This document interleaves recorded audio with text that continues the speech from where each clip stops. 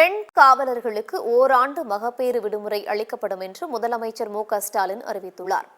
காவல்துறை, தீயணைப்புத்துறை, சிறைத்துறை ஊர்காவல் படையினருக்கு விருது வழங்கும் நிகழ்ச்சி சென்னையில் நடைபெற்றது. ராஜரத்னம் மைதானத்தில் நடைபெற்ற நிகழ்ச்சியில் கலந்து கொண்ட முதலமைச்சர் முதலில் காவல்துறையினரின் அணிவகுப்பு மரியாதையை ஏற்றுக்கொண்டார்.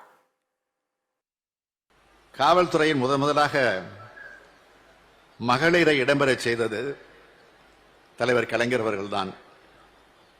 இன்று எனக்கு அளிக்கப்பட்ட அணிவகுப்பு மரியாதை கமாண்டராக ஒரு பெண் அதிகாரி இருந்து அந்த காட்சியை நீங்க பார்த்தீங்க.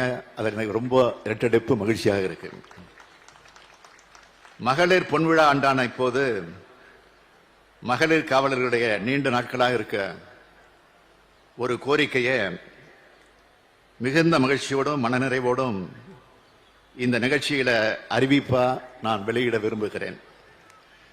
தமிழ்நாடு காவல்துறையில் பணிபுரியக்கூடிய பெண் காவலர்களுக்கு ஒரு ஆண்டு மகப்பேறு விடுமுறை அளிக்கப்படுகிறது.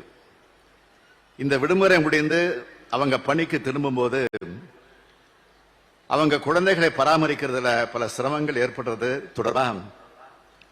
தொடர்ந்து அவங்க கோரிக்கை வச்சுக்கிட்டு வராங்க.